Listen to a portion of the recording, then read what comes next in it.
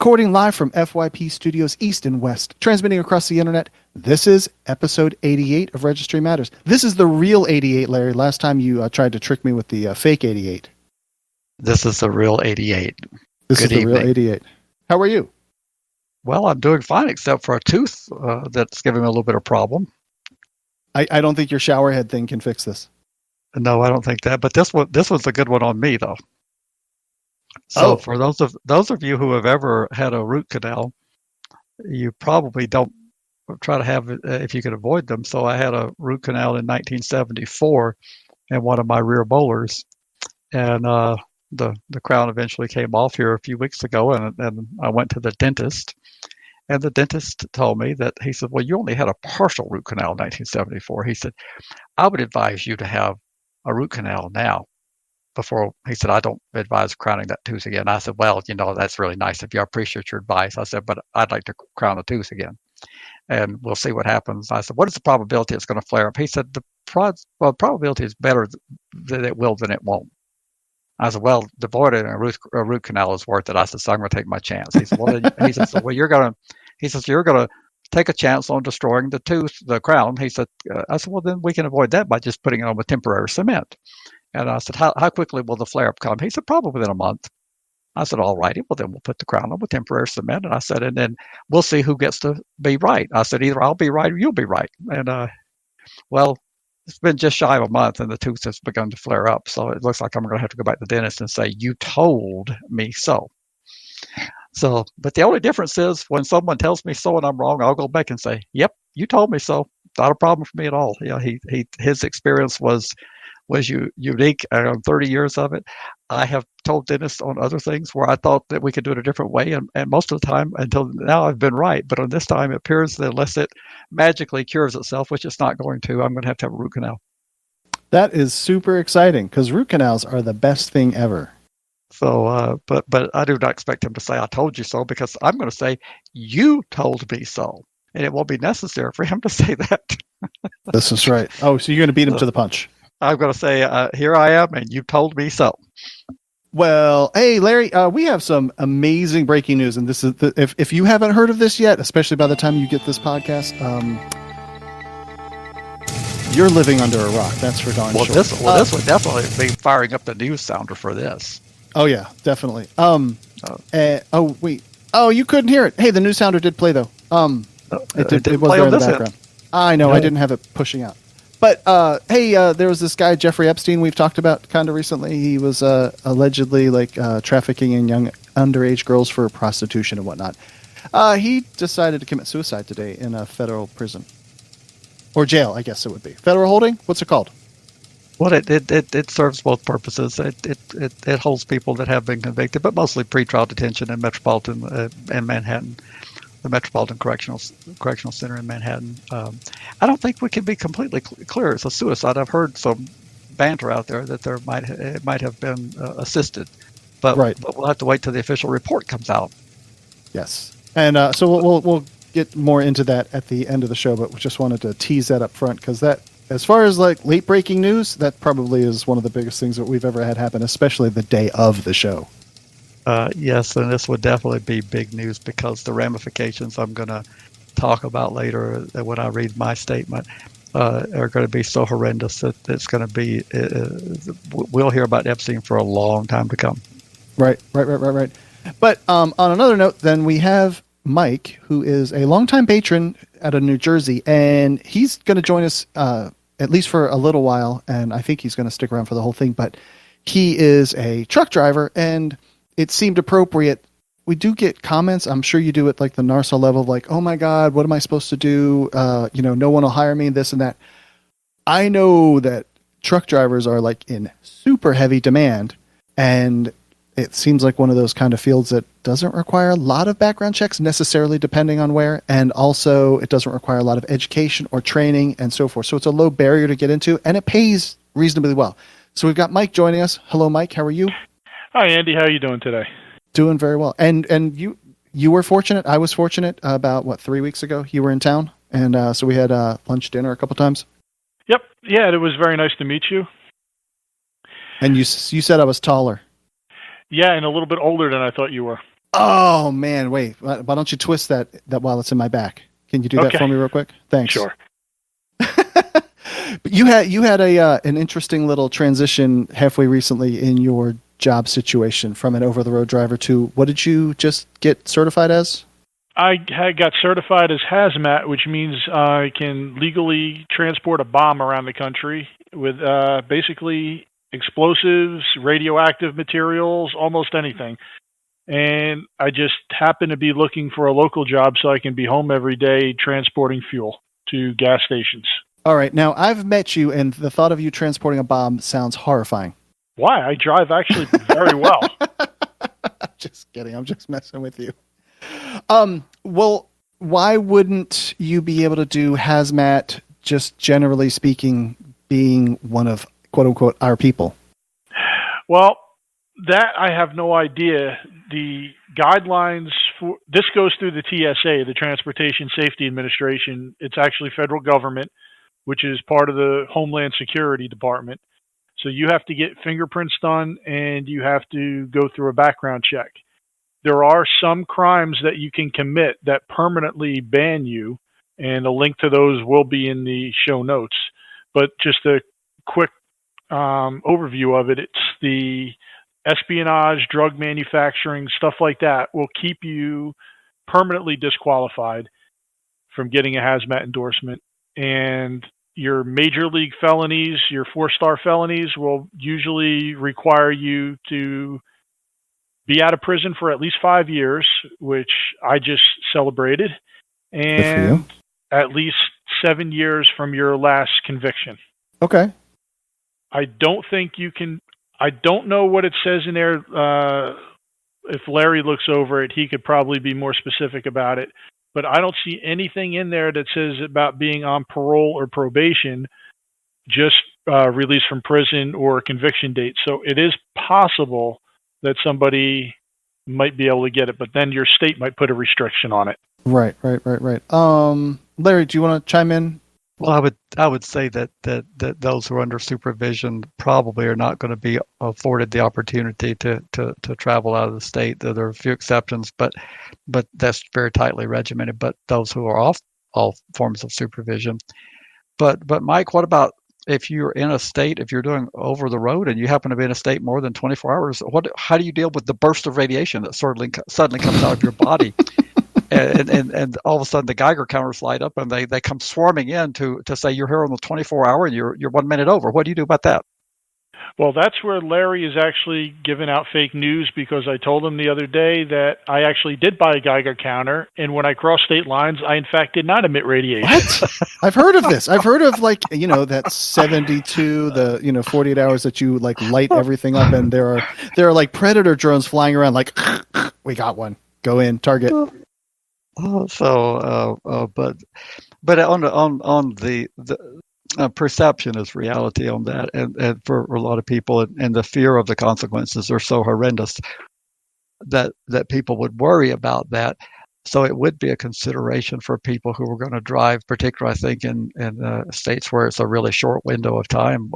I know we've got the 48-hour state in Nevada, but the reality is that I have yet to see a criminal prosecution, and I'm challenging the listeners to please provide me one where it says offender was in our state 73 hours and we discovered them and they were here temporarily, but that's irrelevant.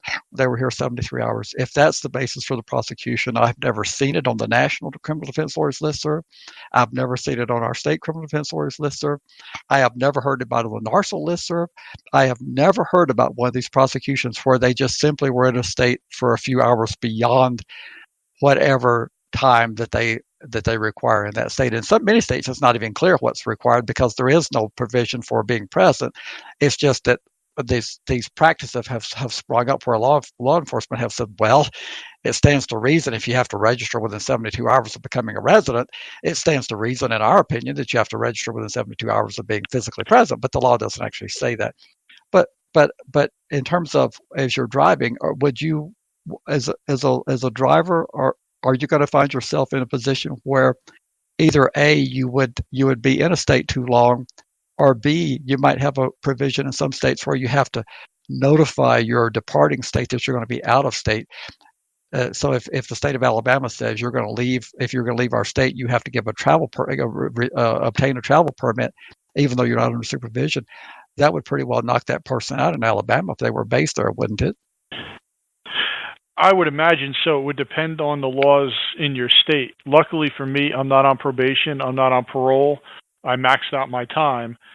So only the registration requirements affect me.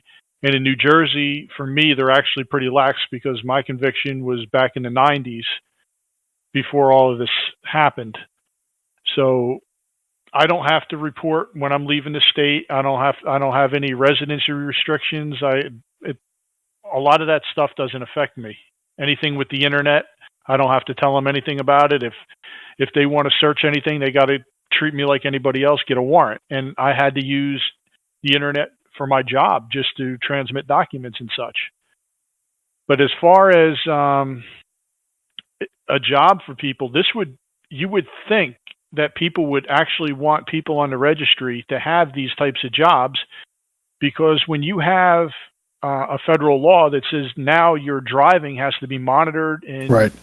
When you drive, where you stop, it's all GPS monitored, everything. You think they would love that?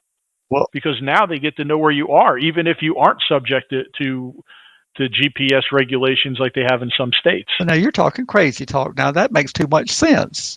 I was just going to say, Larry, can we introduce policies in states that say, hey, if you're on the registry, you will be a truck driver for hazmat. That way we can monitor you all the time.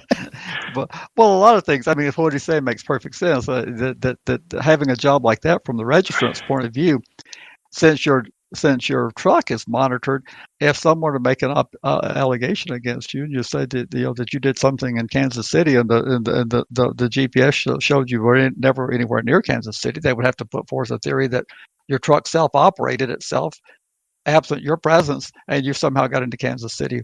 And I mean, it would serve as a protection for those. But this is a field where the population of truck drivers is aging so rapidly, that they're so desperate for drivers that I would think that they would be willing to take the opportunity to hire people even with this type of conviction, because they need warm bodies setting these cabs. If they don't have that, they're going to have to put driverless vehicles on the road because they just don't have it's like many of our professions where the people that occupy those professions, they're shrinking in numbers because of their age. The farming community is dying. That's an older profession by and large. Truck drivers are aging out. You mean there's farmers still? The food just doesn't come from the grocery stores? Well, it does just come from the grocery stores, but the people who work those fields, even though they operate nice, elaborate machinery, it's still done by a lot of human involvement, and those humans are by and large are older and older and older doing those jobs. And a lot of it came through me too, because I used to have a route going from New Jersey to California and back. And on the way back, I would bring produce back: tomatoes, oranges, strawberries, anything produce. Let me ask you this question, and I want to avoid getting into your personal details, but can you speak in a general sense about the pay range for someone if you are, let's say you're a non-hazmat driver and you're driving local, just like, I don't know, like a gravel truck or something like that, moving on up to and over the road and then moving in. I'm assuming that there's bonus money, so to speak, for being hazmat? Not necessarily. Most bonuses for companies come from safety bonuses. So if you don't speed, you don't get tickets, you follow safety regulations, all of that, then usually you get a quarterly bonus or maybe even a monthly bonus, depending on how long you've been there. But as far as the hazmat right now, the pay is going to be about the same as I made before, but I'm going to have the benefit of being home every day. Right. I'm going to have the benefit of being an employee instead of an independent contractor, and I'm going to have a lot better medical and dental and everything insurance. Okay. Do you think that since your conviction was so far long ago, how do you think, if someone only had like a 5-year, and I don't want to say only as in like only, but yours was so much longer ago versus so much more recent, do you think that impacts how much you have been afforded the privilege, if that's the right way to word it? Yes. I do. Actually, my attorney thinks that I am the only person in New Jersey that has such lax restriction. Interesting. Because actually now in New Jersey, everybody that's on the registry that committed a crime after a certain date is going to be lifetime parole. So that's going to be a very hard thing to deal with. How much time does it take to get your CDL? I got mine with my studies on my own. It took me about probably about a month. And which, if you go to the school, you could probably do it in about 6 weeks. Okay. You can probably get a government assistance with it if you go to the class and do all the stuff you're supposed to do. Unfortunately, I didn't qualify for that. I had to pay it out of pocket. It cost me about $3,500. But I mean, it sounds like, forget the part that you don't have $3,500, but it's a really strong return on investment. I'm not trying to, like I said, I mean, is it a $10 an hour job? Is Yes. it a $20 an hour job? No. Okay. Well, we can get kind of specific. My first job was driving a bus. I would make $14 an hour. Okay. Then, when I started to drive a truck, I made 40 cents a mile, and I could drive about 600 miles a day. So figure it out. That's a little less than $300 a day, close to $250. Not bad. Which isn't that bad. Then we came to when I started driving solo, I made a flat rate per day of $275 a day, whether I drove 400 miles or 25 miles. Now the job that I'm going to get during training, they pay $20 an hour. When you become a regular driver, they pay $24.50 an hour, and then you can legally work 70 hours a week. Overtime starts at 50 hours with time and a half. Okay. So if you really want to work and maximize your hours, you can make six figures easy. And that gets even better if you have like a partner driver, right? Well, for what I'm doing, you wouldn't have a partner driver, and no, not necessarily, because if the truck keeps moving, the companies usually figure out what the truck makes, and then you split it up between the drivers. Oh, okay. So you're not going to really get any better with what they call team driving. Gotcha. Larry, do you have anything else? Well, I think that's good information, particularly when you get into that $24.50 an hour range. That's some impressive money. Yep, that's like $50,000. Right. No, that's more, a year. No, that's more than 90. 24 an hour is about $50,000 a year when you count like a 40-hour work week. Oh yeah, we don't do 40-hour work weeks. That's for regular people. Oh wait, you're an irregular person? No, truck drivers work 70 hours a week. Oh, okay. Because you're paid being on the road, not moving the truck. Yes? Right. Yes. When you get paid by the mile, Fair. then that's the most dangerous way to pay a driver, because then they're going to start speeding through construction zones. They're going to do everything they can do to game the system to make that money. No. Now, if I'm stuck in traffic, I don't care anymore because I'm making a flat rate. What do you think? Okay, so in chat, someone just said that someone says that the class is available around that area. This is in the Maryland area. Turned him down. He couldn't even get into CDL classes. I find it hard to believe that a class that you would pay for would turn you down, because that's like a store saying that they're not going to sell you groceries. Now, I could see a company not training you or not paying you because they don't want to hire you. That's the one other thing. I'm sorry, this is going to take a little bit longer that I wanted to get into.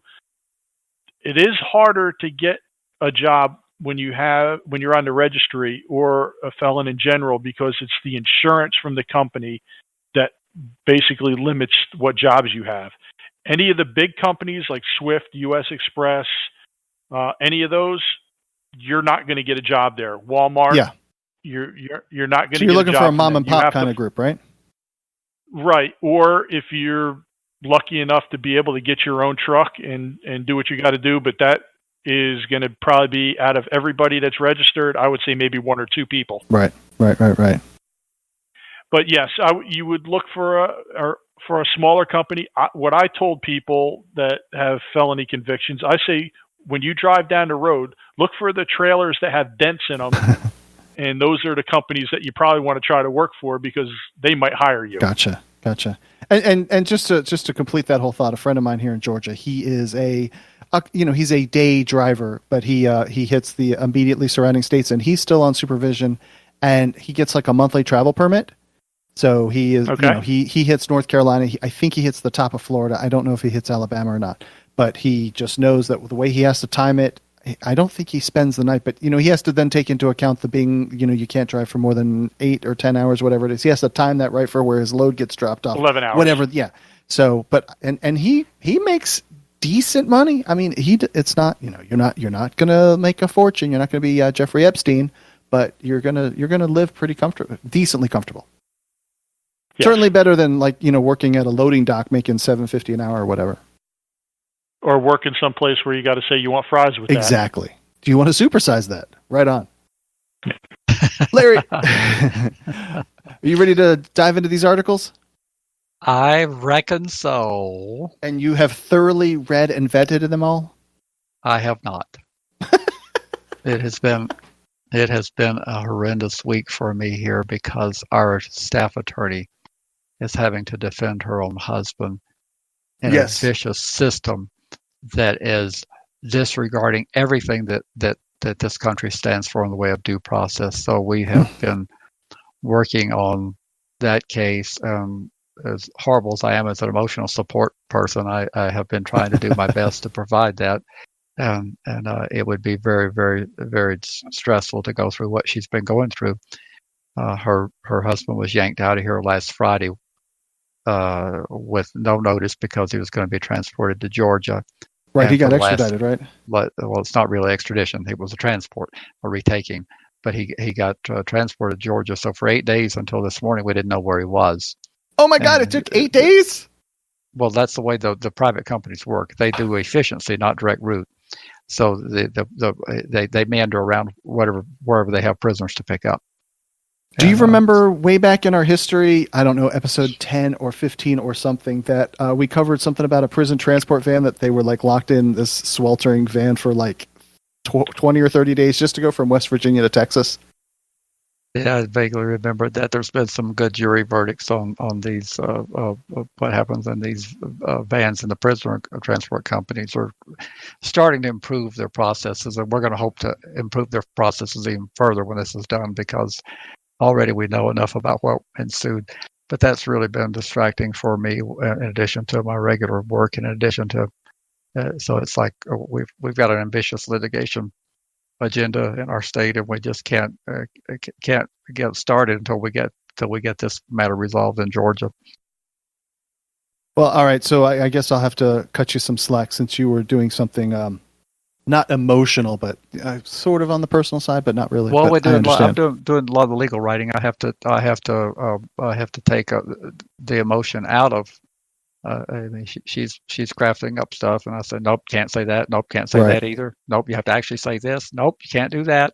And it's difficult when you're trying to represent someone you have a deep emotional connection with. And So I'm on her team of lawyers for her case.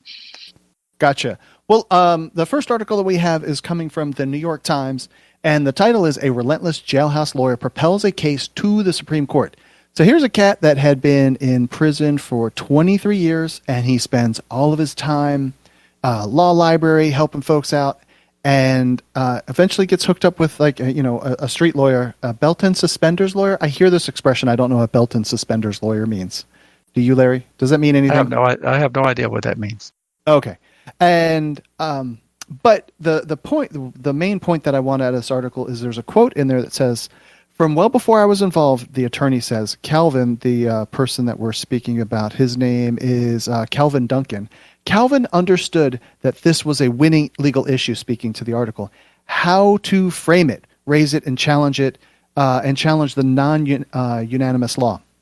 And I wanted to like key in on this how to frame it thing, as far as you can't just say, hey, this sucks, I don't like it, it's unconstitutional, but you have to figure out how to put the points in the right place in the right order, to almost like, a debate team. You have to know how to argue your things. That is correct. The best legal minds oftentimes get that out of kilter. They don't understand that you have to. I mean, Paul Dubing, who many of our supporters and listeners are familiar with, out of Chapel Hill, North Carolina, he says you have to argue to your audience, and the Supreme Court of the United States currently tends to be on the more conservative side, and you have to figure out what is going to appeal to them. But it also has to have some legal basis to it. And figuring out how to cast a constitutional argument. Hopefully, those that listened last week realize that just because you don't like something doesn't make it unconstitutional. So you have to be stupid but constitutional. Plenty of things are stupid but constitutional. So when you manage to get to the high court, which is exceedingly rare, how many cases get there, 80 to 90 per year. When you get to the high court, you better have your arguments succinct, and you better have arguments that appeal to this type of justice. You got to get at least 5 of them. Yeah. In most instances, sure. You got to have at least 5. And he knew he had a winning issue, but he knew how to frame, or at least assisted in framing the issue. I think that we could talk about that in the case of the Maryland versus Department of Public Safety and Correctional Services. We had a winning issue in that case, and the state started trying to invent issues to argue emotion and argue bullshit. And I don't know if I can say that on the podcast, but we stuck to the issues that there's no federal registry, and we stuck to the principle of state control, federalism, and we argued that, and we prevailed in that case because we stuck to the actual facts and not the emotion. And you need to learn that when you go to the Supreme Court, emotion is not going to carry you through to the victory line in most instances. It seemed to work pretty well for Kavanaugh during his that Senate it wasn't confirmation hearing. It was just it was a hearing. Is that actually that wasn't a confirmation hearing, was it? That was the part of the confirmation. Okay, it was the public. Yes. Go ahead, Mike. I thought that was a committee hearing. Well, that's the confirmation. When you go through the Judiciary Committee of the Senate, and then the committee takes its vote to either to refer move the nomination forward with a recommendation to confirm, or with no recommendation, then it goes to the full Senate. But what we were watching on TV was the committee hearing, and then the vote when Susan Collins gave her long, laborious speech about why that she was going to support the nomination. That was actually on the Senate floor. Gotcha. Anyway, that was the point that I wanted to get out of that article, was that he knew how to frame things. And I just wanted to drive home the point that about when you're speaking to, even if it's the family next door, depending on their background, their children's situation, etc., you may have to deliver your message to them in a different fashion, whatever you're trying to peddle. If it's, hey, I'm your neighbor, I'm on the registry, or whatever else it is. So I agree, and this article in the New York Times, is a good one. Yep. Then moving over to, I've never heard of this publication, but inverse.com, and honestly, we don't even have to make it past the title of it, and it could be hyperbole, it could be clickbait, whatever, but the title is, Police Are One of the Leading Causes of Death for Young Men in the United States. They list some statistics in there. You can go verify them if you want to, but if you are a young adult, a young man in this country, and you have interactions with the police, there is a much higher than average chance that you're going to end up not living much longer. And I that just bothers me that it shouldn't be that way, but somehow we've gotten to this stage. Well, the statistics are bad for what happens. No one likes to see a fallen officer, but there. The officers have, if you look at the statistics, there's a website that talks about fallen officers, and if you look at the statistically, and I know that some will criticize me and say that these are bogus, false, but this is the organization that advocates for helping fallen officers. The number of officers who have fallen in the line of duty has dropped precipitously since the 1970s. It is safer now to be a police officer than any time in recorded history. Well, we don't like to see a single police officer die, but on the other side of that, it is not safe. The statistics of what happens to you with a police encounter now, they're still exceedingly small. Most hundreds of thousands and millions of police encounters do not result in death. But statistically, on the other side of the ledger, the number of people dying at the hands of the police have gone up in the same time the number of officers has gone down. So you tell me what's going on. Right. Mike, what do you have to say about all that? Well, the way it's being framed, it makes it sound like all of these people that have interactions with the police are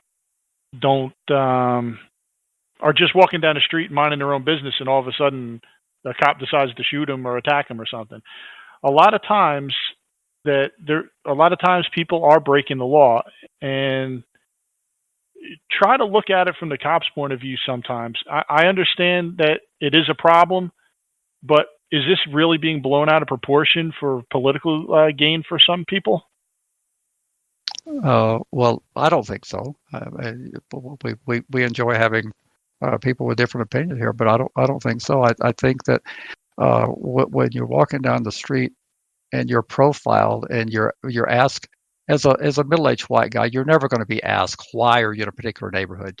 They're not going to pull you over and do a pretextual stop, and they're not going to pull you over when you have your windows tinted and you got a little bit of thumping music. We just don't encounter that, so we can't relate to it. And at some point, you get tired of the police asking you, "Why are you here? What are you doing here? What's your business here? Let me run your ID." Okay, you get held up for 30 minutes while they do that, and then they let you on your way, and then the next day the same thing happens to you again. At some point, you find it a little irritating. And it does happen to me as a middle-aged white guy. I go down to Newark sometimes, which is a really bad area in some places, and the police stop me all the time saying, "Why are you here?" Because I'm a white guy in an area that's a major minority population. So you're only going there to buy some drugs. Right. Exactly. And it just happens that one of my friends from prison lives in that area, and if I go to see him, this happens to me also. I understand. But now I don't get pulled out. I don't get pulled out of the car. I don't get all of this.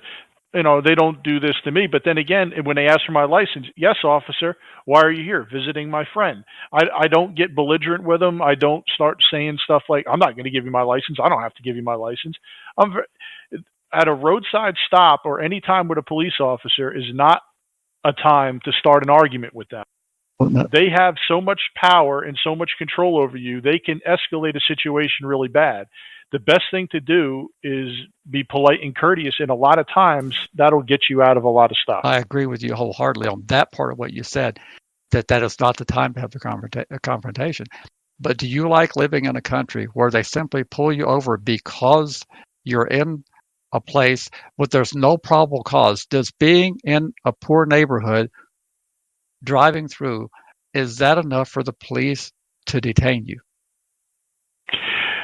Well, do you call being pulled over for a stop being detained? Well, that's a detention for whatever period of time. Okay. So absolutely, you're being detained. So are you happy with your country where you believe that there should be, I assume that there should be at least some reasonably articulable suspicion or probable cause for a person to have to undergo a detention and an interrogation? Are you fine with that? If you are, that's fine with me, but I'm not. Well, I would imagine that it would also depend on the area. If they find that a lot of white people are going to this black neighborhood to buy drugs, that is a valid profile, and maybe that is why they stop it, to try to stop people before a crime is committed. Does it get taken out of hand? Does it get taken to extremes? Yes. But I believe that some form of profiling is actually human nature. It is, but I would argue that you have the presumption of innocence before anything, so there shouldn't be any sort of acceptable profile to just pull you over and go, why are you here? You have the First Amendment freedom of expression. You get to go hang out with whatever friend you want to go hang out with. And I agree with you, but now would you rather them just pull random people over like they do in airports for random screening, or would you rather have them focus on people that they think are more likely to be people that fit a certain criteria? What is that criteria? It all depends. I can easily answer I can easily answer that. I would rather them abide by our Constitution and Bill of Rights, and that you don't hassle people until you have the requisite legal standard. That's what I would like the country I'd live in. So it's easier for me to answer. Okay, so there's no legal standard for a police officer to pull somebody over. Well, of course, if they have a tail light out, they can pull them over since they're operating a car. If they swerve over, the center line, if they speed, there's a whole number of things pulling over. But if they're completely abiding by the law, and you don't have to manufacture something to pull them over for a pretextual stop just because you have an intuition, that's not the nation I want to live in. I don't want to live in a nation where you operate on intuition. I want you to have probable cause or at least reasonable suspicion. And the fact that you're a white guy driving through a black neighborhood, that doesn't make you to be there for drugs. That is not enough standing alone. Okay, well, we just disagree on that. I mean, it does get taken out of hand.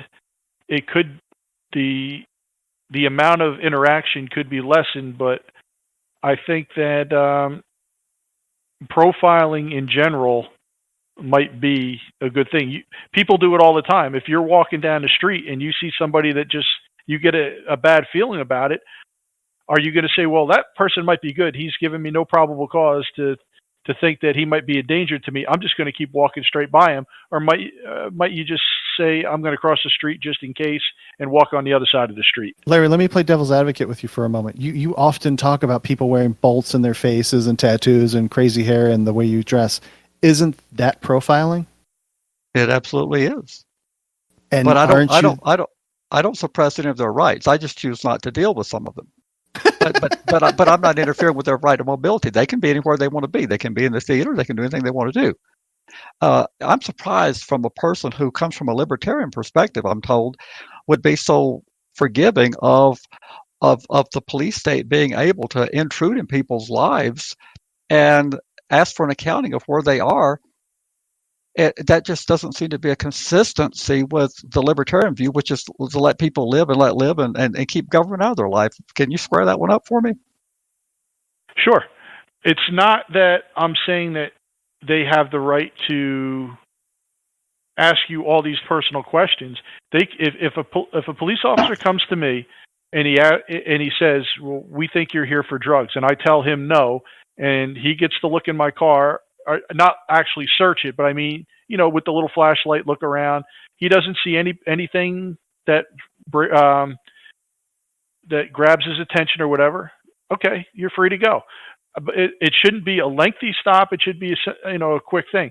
You see somebody walking down the street with their pants hanging down all the time. Is that a fashion statement, or do they have something in their pockets that's really weighing them down, like a gun?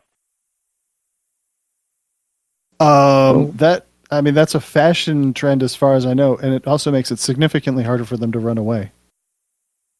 Yes, it does. But again, even if they have a gun weighing them down, that is the presumption that they are doing something illegal, and you don't have the power to detain them until you have evidence that they are doing something that you would detain them for, right? That's where we disagree. I don't consider just being stopped on the street and ask a question or two as a detainment. Now, if they put you in cuffs and put you in the back of the car, and then they started searching your car without your consent, I'm fully against that. I'm intrigued by this. So Larry, this is Fourth Amendment stuff. So this is search and seizure, right? I mean, even them talking to you, even having like the conversation, hey, I'm Officer so-and-so, can you show me your driver's license? This happened to me once. I was walking back from lunch. They were looking for somebody. I think they were looking for a tall white dude, and I fit that. So the cop just said, hey, can I see your driver's license? I handed it to me, and off I went. Does that cross the line of being detained? Well, it was a I wouldn't consider that being it detained. was a Larry? brief detention. It was brief detention, but Yes. it was also based on something other than just a hunch. Unless it was a pretextual stop, where he wanted to run you through NCIC, he actually had something in the way of criminality of someone they were looking for. I mean, you cannot view it as a detention. That's fine, but the courts have all ruled that when you're stopped at roadside and you're not allowed to proceed on your way, that is a detention for however brief of time. They're more lenient on the briefer the detention is, like at a roadblock where they're waving cars through and they look in briefly and they see if they can smell alcohol and they wave you on through. Those have been constantly upheld as being so brief that they're not very disruptive. But when you have to pull over, stop, show your license, wait for the officer to run your NCIC, then they bring the dogs to sniff your car, then they ask you to open the trunk so that they can go through all your stuff, and they do that repeatedly. That is a very much of an intrusion in your life, and that it happens in the minority community all the time. And Well, when you add all of that on there, when you add the bringing the dog around, opening the trunk to search, yes, then the libertarian view that I have says that's way too much. It shouldn't have gone that far. I'm talking about a simple stop. They ask you a question or two, and you're on your way within minutes, like less than 2 or 3 minutes. well, I think that violates a First Amendment challenge, too, because that's your freedom of expression. I would invite you to ride in a minority neighborhood and see the difference in the detention that goes on and how extensive it becomes, and in terms of the searching and the getting out of their car, and for the officer's safety, how that they often put the person in handcuffs as they're standing by the car while they're searching the car and while they're bringing in the canine unit to see if they can smell drugs. It is a lot more. That type of stop happens a lot more in the minority community. And that's what brings the frustration level up. Well, when you bring all those facts into account, then yes, I agree with you. All right, we should probably move on before we beat this dead horse to, well, death. All right, sounds good. All right, and this is from the Post-Star, and it took me a minute to figure out who it was. I had to look up who this legislator was, and state assemblyman. That's the same thing, Larry? They just call them different in New York? Yes. Okay. So this guy says that the low-level offenders are exploiting a loophole and not registering their internet identifiers. I think this guy is our jackass of the week, so to speak. And he says it is a public safety issue that puts our community members at risk. We cannot have registered sex offenders on social media sites without them reporting. This is not a partisan issue. It's something that both sides of the aisle can get behind. I think he's a jackass. You're pretty good at that. Do you like that? Yeah. Kind of passionate. This is stupid. This is stupid, asinine. I hate this. I hate this. So, well, now what exactly is he proposing? Just that they disclose that they're on social media, or that they be banned? No, he says that they need to reveal their social media accounts because they are not internet identifiers such as an email address or direct messaging account. I don't know, man. I don't like any of these things. I don't think that you're going to have people that target people that they shouldn't be targeting. And, but I just don't think it's as rampant, to shut down, however many there are in New York. I don't think that this is at all going to be effective. Yes, it would save one, I'm sure. But as we see in the statistics over and over again, it's most often someone that is close to the family. It's not just some random that you encounter on the internet. So, well, misguided public policy, giving people, I guess, a false sense of security would be what I would say. When if they're not banning social media, disclosing them, I mean, I'd rather there be no intrusion at all. But this is certainly below the level of just an outright ban, which has been tried and struck down by the courts, as far as I know, everywhere it's been tried. There's been different success on actually having just to provide the internet identifiers. In some cases, the challenge has been successful. In some cases, they have not been. Do you happen to know any of the details, differences of the way that it got argued to be good versus bad, or successful versus not, as it were? Well, I think it's more to do with the philosophy of the courts, where they say the arguments have been that it suppresses, you have the right to anonymity in speech, and this suppresses people's willingness to speak if they have to reveal how they would speak anonymously, and some courts have been more sympathetic to that argument than others have. Yeah, And that's I what think someone in I chat think just said. What about chilling anonymous political speech? That's what someone Yeah. just wrote. Yeah, that's what I would continue to argue. Okay, so then let me put on the partisan hat. So New York being typically touted as being a super duper left leaning state, does that hold more water on the left side, or does it hold more water on the right side?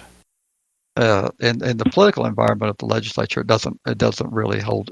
This could easily go through unanimously. What would have the best chance of stopping this from going through would be a good, strong advocate organization there that would be respected enough that they could have conversations with both sides of the aisle.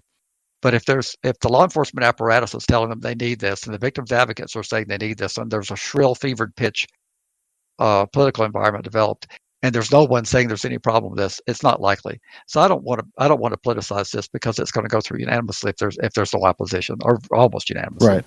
And as we keep saying, if it makes it through the committees and all that stuff and gets to a vote, it will go through. It has to be stopped before we get there.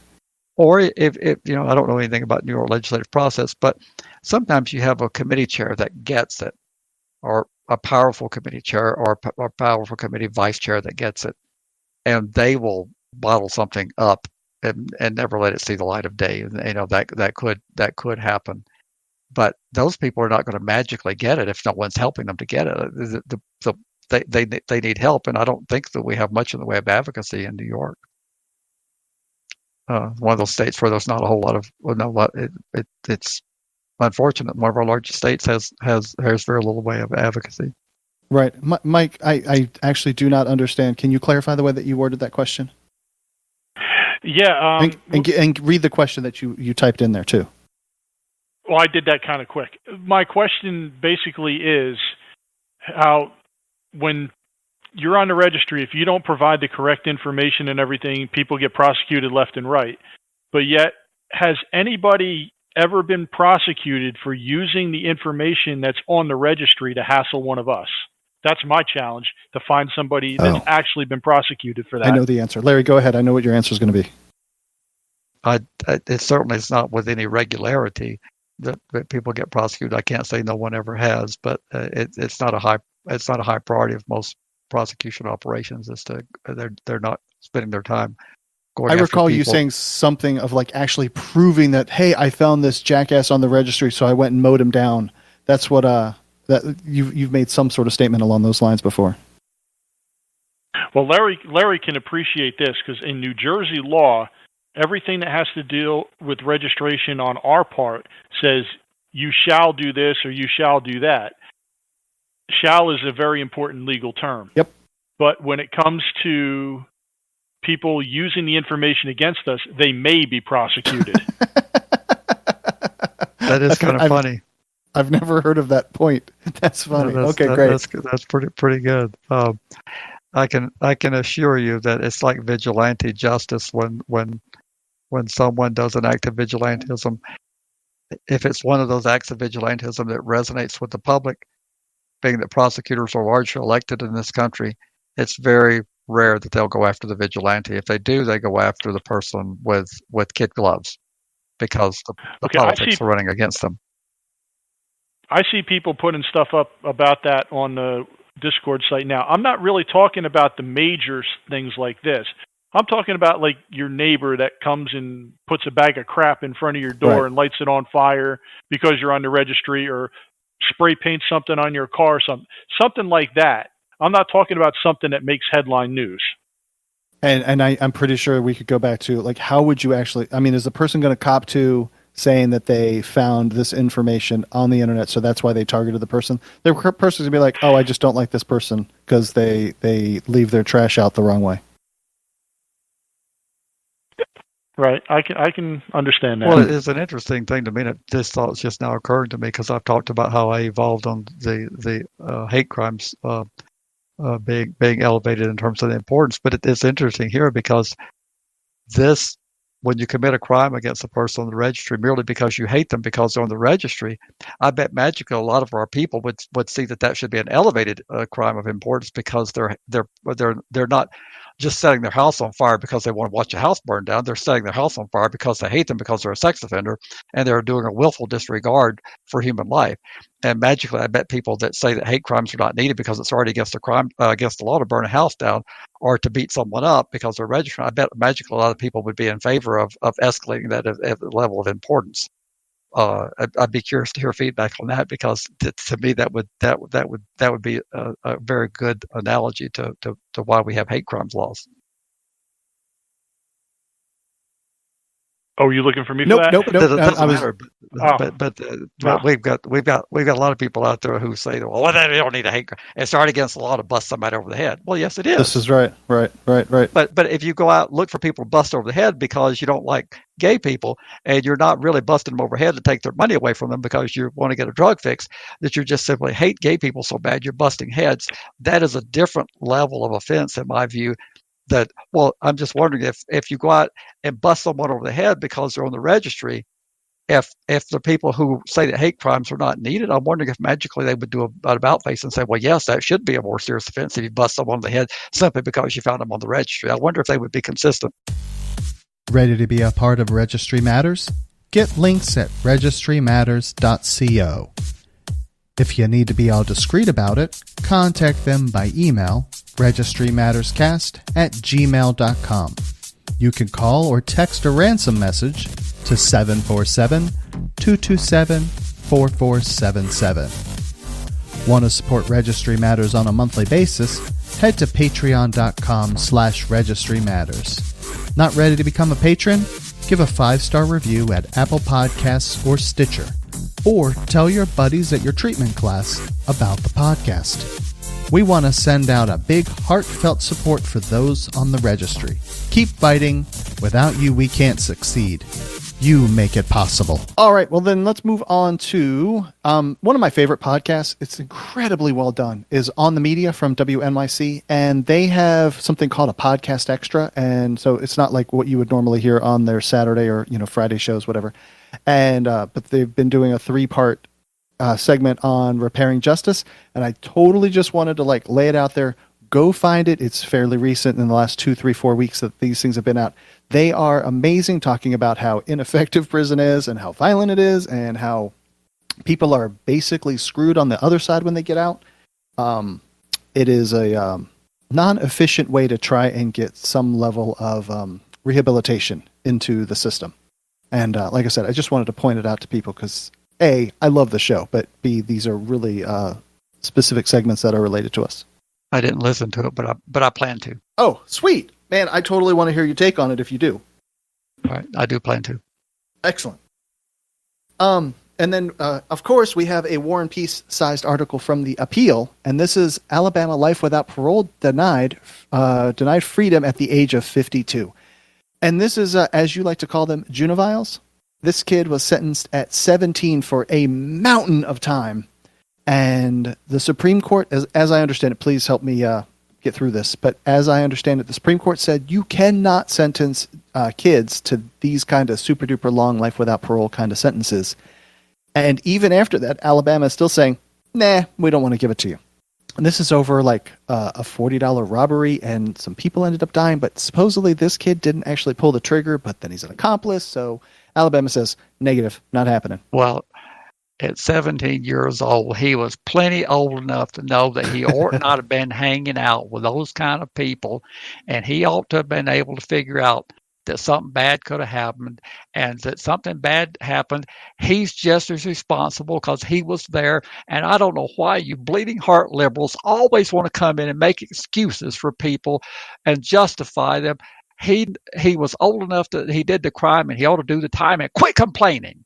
Oh shit, my bad. All right. So we're gonna move on. Mike, feel free.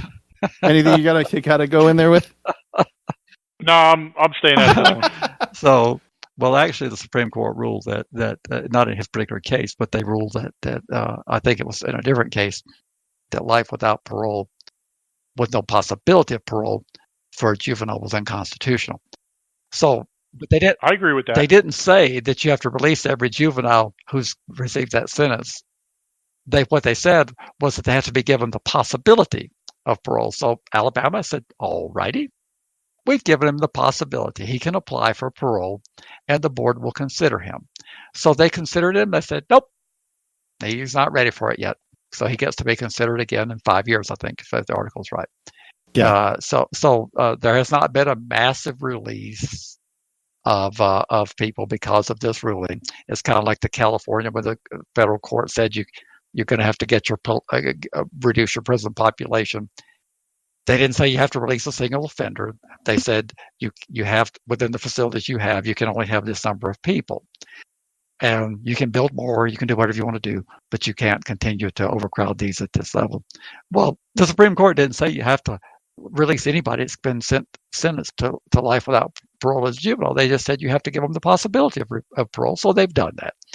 They've created a process that says you can apply for parole, and lo and behold, he doesn't qualify. Because somebody has a wild hair one day, and really the inverse. Someone has a wild hair to let him go, but they're just saying, no, not doing it, and probably never going to do it. Put this guy on the bottom of the pile for the next round, and he's still not going to get it probably. Yeah. So he'll be 57 when he'll be eligible to ask again. And this is the awesome state of Alabama. Awesome state. It says while the board will occasionally consider a prisoner's case, earlier recent actions by the Alabama governor and the legislature have made Kinder's a chance of earlier hearing unlikely. In October of 2018, Governor Kay Ivey issued a moratorium on early parole after the parole board released a man who then murdered 3 people. And see how one person can cause the entire system to stop because of the actions of one. Now, the police always tell you just the opposite. They say, now, we might have a bad officer now and then, but no, you should not judge the whole force because of one bad officer. We're fine people. And I agree with that.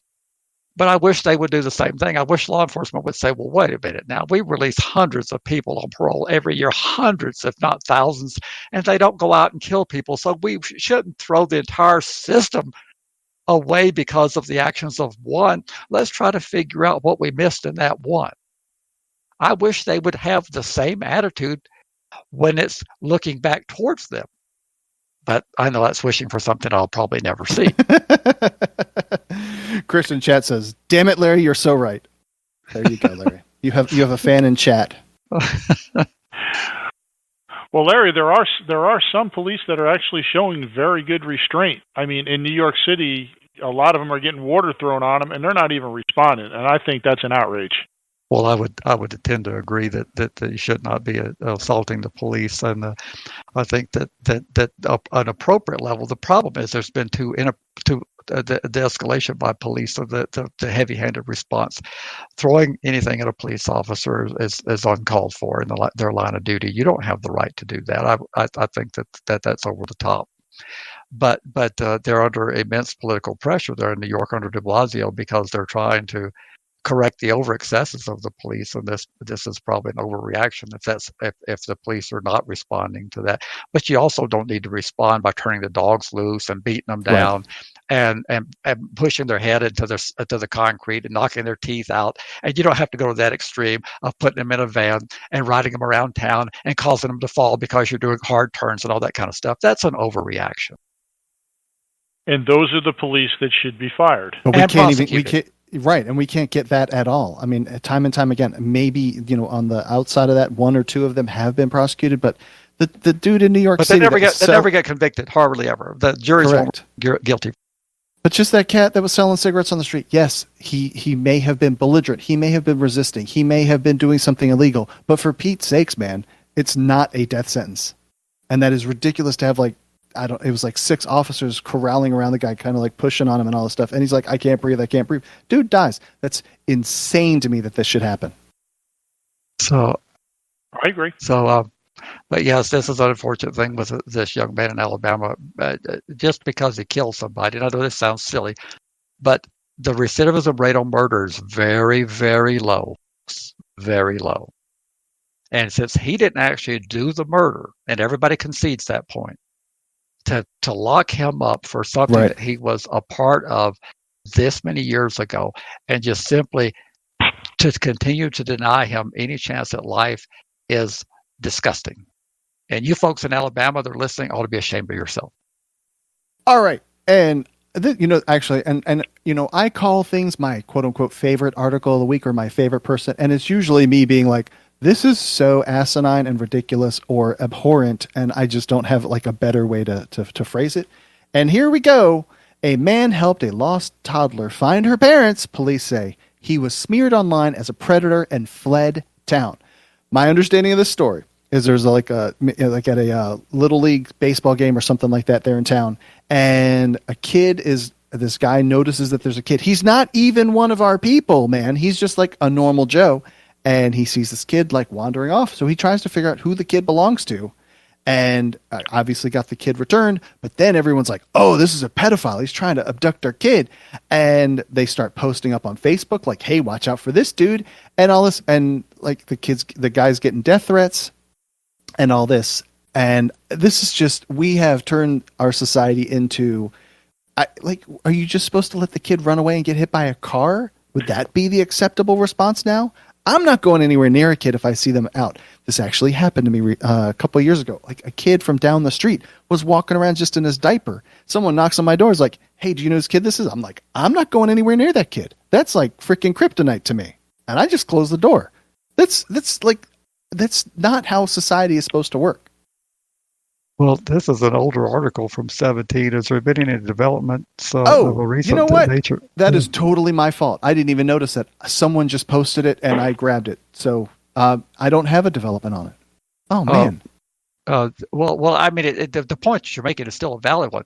Sure. I remember something in school, and somebody in chat will help me with it. But there was a royal person who was dying, and the peasants, the common people weren't allowed to touch the royalty, and so they let the king or the queen or whoever it was drown.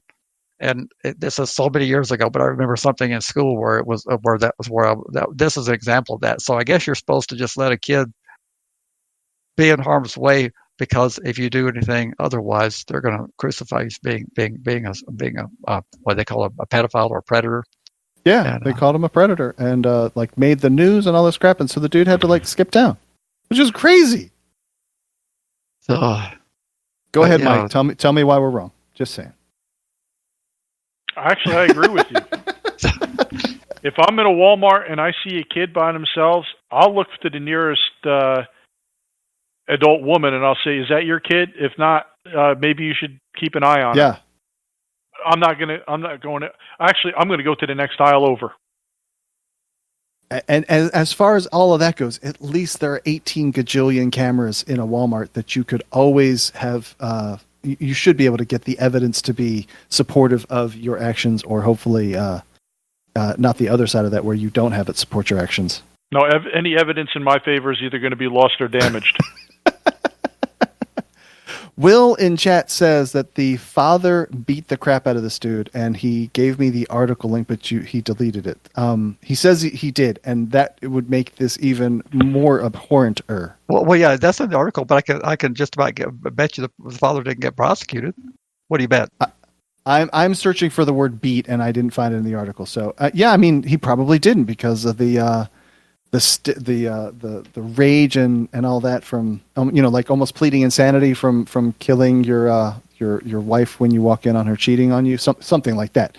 So yeah, does he get to plead some sort of temporary insanity? Well, but they're never going to prosecute him. It says the man who also just now I have shoe ads popping up because I bought some shoes recently. Took over my screen. There you go. Thank you, Internet. The man was also punched by the child's father, who told local media that he thought he was trying to take my daughter and he wanted to kill him, quote. I did see the punch part. Okay, I was looking for the wrong word. Yeah. So, but what do you bet he wasn't prosecuted? That's a good question. I just about bet he wasn't. I agree with you. So there we are. If I was in that position and he punched me, I would have fell over so hard. I would have been rolling over, screaming in pain. Yeah. I would have got an Academy Award for that, and I would have took him to civil court. Well, that would cross the line into criminal, right? well, it'd be criminal, but his point is he wants to try to bleed the man dry. He may not have a pot to piss in, though. True. And my apologies for pulling something out. I didn't vet the date. I just came up on the radar and I was like, what? Larry, do you want to read your statement before the El Chapo thing or after? Well, we do have an article here about the Metropolitan Correctional Center, and it'll be in the show notes. It's also old. It goes back to earlier this year, I think, 2019. 2017. No, that's the one I have for the Manhattan jail holding El Chapo. Okay, well then I was thinking I'd found a more recent one, but I was finding something to try to convey what that facility is like. And this is someone who said they'd been in this and Guantanamo, and this is worse than Guantanamo, according to that person. Now, I haven't been in Guantanamo, nor have I been in the Metropolitan Correctional Center, so I don't speak with any personal experience. But the Manhattan jail, the Federal Metropolitan Correctional Center, does not have a stellar reputation for being club fed.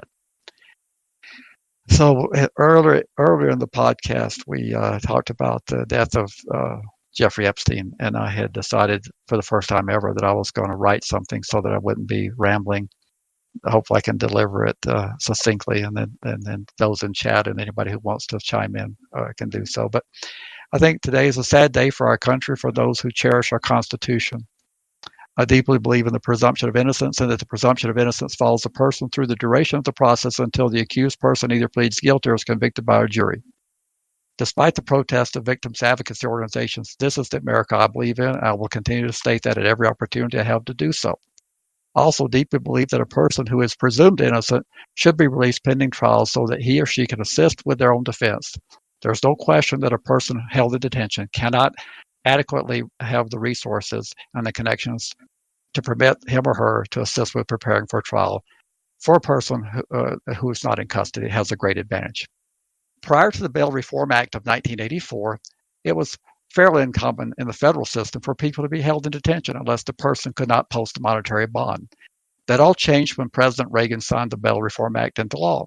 The Bail Reform Act made it possible for the prosecution to move for pretrial detention regardless of whether the person could post bail. The Supreme Court upheld the Bail Reform Act in 1987 on a 7-2 vote in the case of United States versus Salerno. Now, after more than 3 decades of the Bail Reform Act, nearly everyone accused of a federal crime is subject to some type of confinement pending trial, which can range from house arrest to halfway house or even in a correctional center as in the case of Mr. Epstein. In this case, Mr. Epstein was relegated to the Metropolitan Correctional Center in Manhattan, which is one of America's toughest prisons. And remember, he's innocent. The victims' advocates will say Epstein was a coward and that he took the easy way out. Of course, they're entitled to that opinion. I vehemently disagree. I believe that Jeffrey Epstein probably was totally dejected once he recognized that the American system he believed in does not actually exist. He presented many options for his pretrial release that were categorically rejected by the court because to grant release would have enraged the victims' advocates who do not share my belief in our Constitution's presumption of innocence. I believe that this prosecution was driven by greed, desire for fame, and class envy, which is sad. In addition, Mr. Epstein complained about the harsh conditions he was subject to at the Metropolitan Corrections Center. Could it be that he gave up on life once he realized that the system does not care? I thought our supporters claimed that we favor improving conditions in our jails. If that's what we really believe in, then how can we say that anyone deserves this? The ultimate tragedy is that we will never know if the government had a strong case against him or if they simply filed charges to satisfy the angry mob. This is the same angry mob that drove Alex Acosta from his job as President Trump's labor secretary for his decision not to federally prosecute Epstein years ago. My final comment is that our system of justice has lost, and only the people alleging to have suffered abuse at Epstein's hands will win. He is now dead, which opens the door for many to make allegations which may or may not be true. The angry mob will feed on the carcasses of the Epstein estate until it's completely decimated, and then they will go after the insurance companies next. It is with sadness that I am probably one of the few that will see the long-term damage that this does to our nation.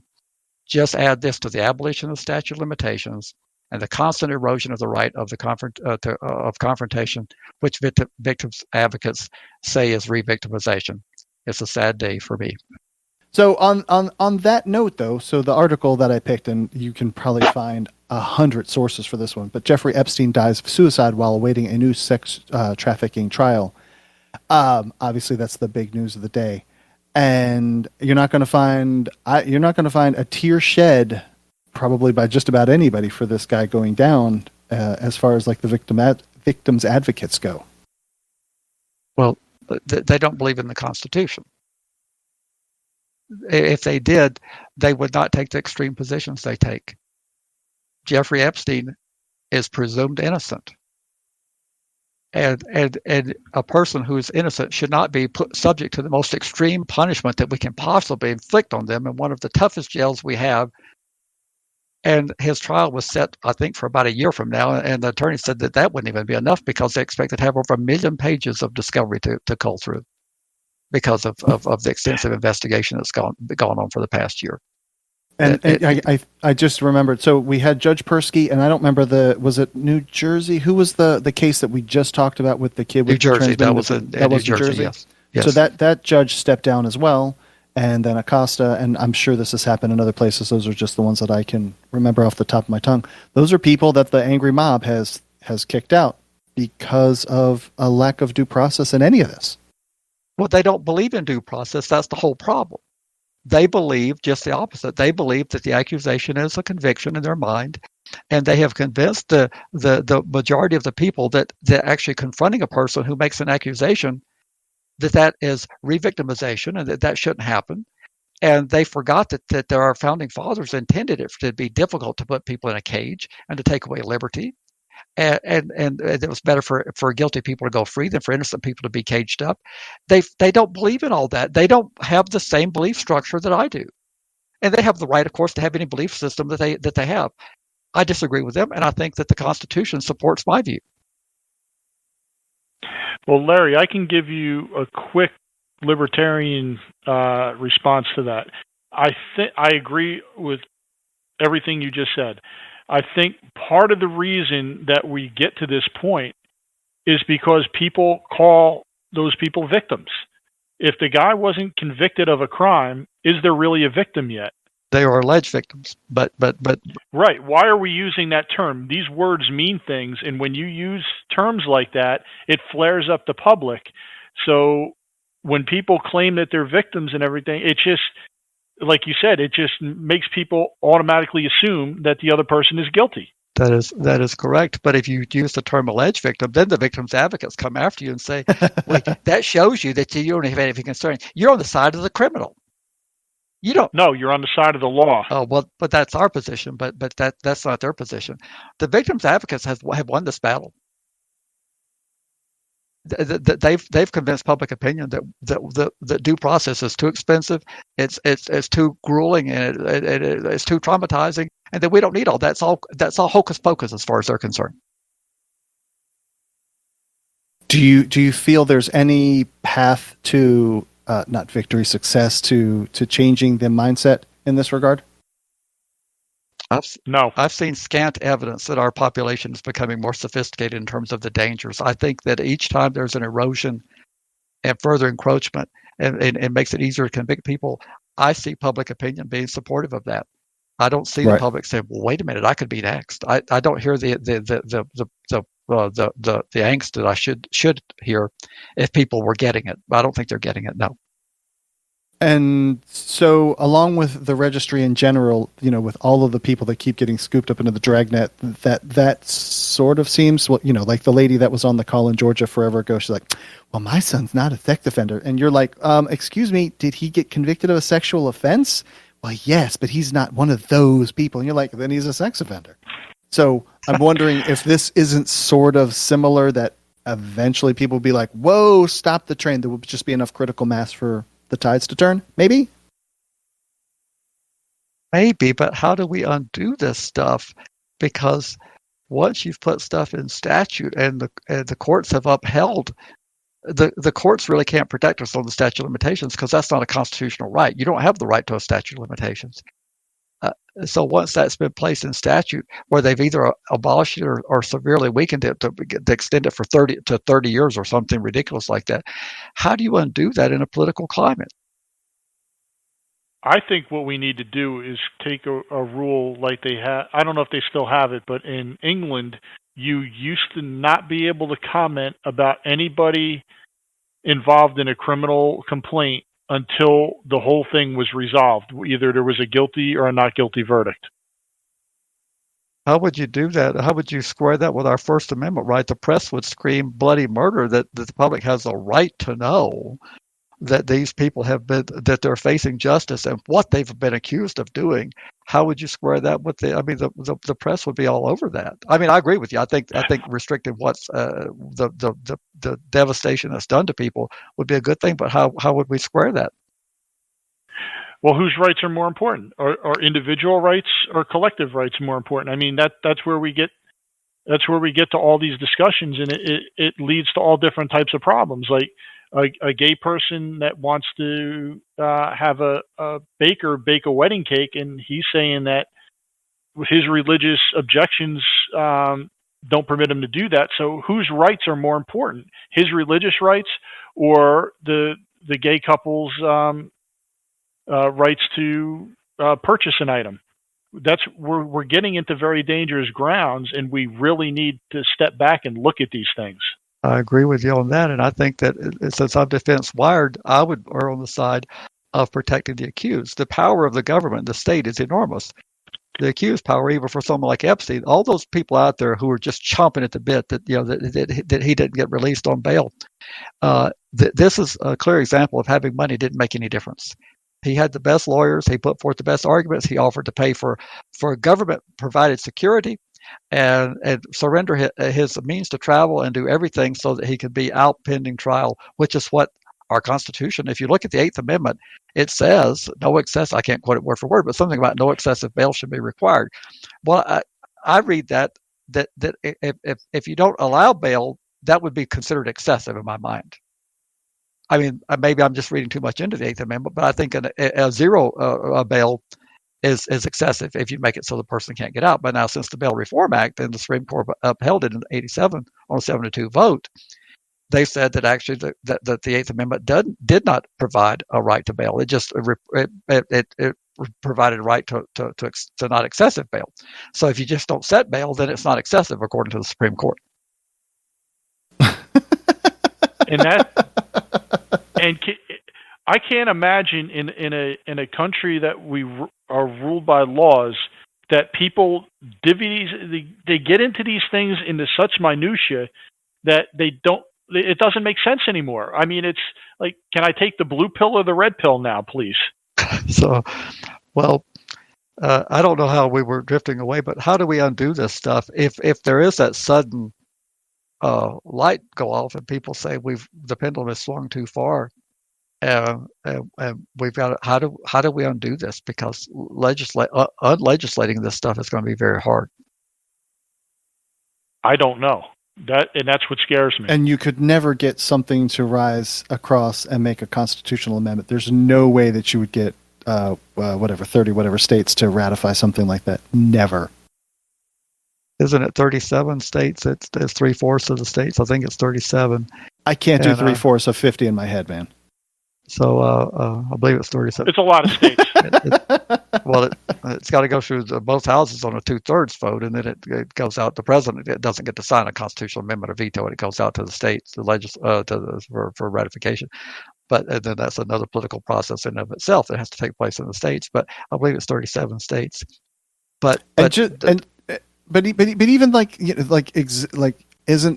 is it common for like 7 years for statute of limitations? I mean, even that's an arbitrary number. It's just kind of a made up thing. Well, there's no commonality. It depends on the level of the offense. Fair. State. There's in Maryland, for example, there's no statute of limitations for felonies, and we may have a Maryland listener, but it's been that way for a number of years. But states are just lining up one after another to abolish the statute of limitation after these high-profile cases like Hastert and the doctor that I can never remember his name. Nassar, yeah. It's a snowball. It's difficult to stop because the victims have enormous clout when they come in and they start whining about how that something happened to them 12 years ago. Nobody would believe them, so therefore they kept it quiet, and they deserve justice. it's just difficult to say no. I mean, there's nobody standing there saying, "Well, I represent the accused people." I mean, and they can't get justice. There's no one pushing back on this stuff. And then and you can go after this, Mike. What was I going to say? Oh, and then it's a slippery slope. So I always use jaywalking because it's the most stupid thing. But how far that then pulling, so maybe you make it for murder. There's no statute of limitations, and you pull that back. You keep pulling it back, and then eventually, hey, there's no statute of limitations for you jaywalking, and you get people getting felony convictions for jaywalking 11 years ago. Well, I'm not sure jaywalking is a felony level offense. I know, but the slippery slope thing is where give it time. I know, right? So, well, in Alabama, it very well could be because they have some pretty harsh laws in the South, particularly Alabama, Mississippi, and Louisiana. So, well, we've been going downhill as far as our rights are for a long time.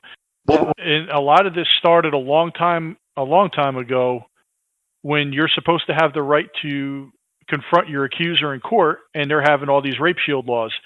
Where does the balance go on being able to confront your accuser and yet not re-victimizing somebody? What if she isn't really a victim and making it up? Well, and then you have... There's no such thing as re-victimizing somebody in my book. That is mumbo jumbo, hogwash.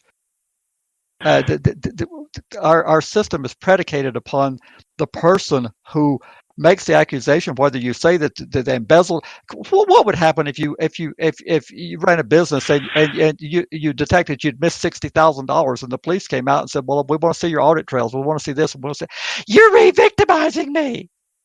I mean, you're making an accusation that, and you're pointing out a suspect that you think your bookkeeper did this, and they need to actually see that a crime happened. And that's not re-victimizing you to say we need evidence. We need evidence. You're wanting to put your bookkeeper in jail. We need some evidence. So that's all. That's an all made up imaginary thing about victimization. You're supposed to be confronted with the accusation you're making against someone. You're supposed to undergo cross-examination to see if there's a motivation for you telling an untruth. So I don't buy into anything about re-victimization. It is not re-victimization. It's just like the sex offender who says, "I'm responsible for the unconstitutional laws you made." We should never say that we agree that it's re-victimization. It is not re-victimization. It is the American system of justice. We have an adversarial system. Do not ever concede that it's victimization. It is not. And I agree with you 100%. And in terms of going downhill, the reason why I brought up the Bail Reform Act, because this passed with significant margins. I was quite young in '84, and I don't remember what the margins were, but it was significant margins because we were worried about crime, and we were worried about those soft-hearted judges turning people loose, and we needed to put some controls on the judges so the federal judges would not let everybody out so they could continue to wreak havoc on society. But this was the beginning of the slippery slope that states are following now with their bail reform, including my own.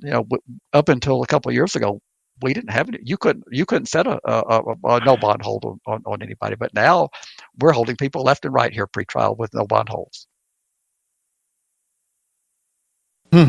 All right then. Anything else, Mike?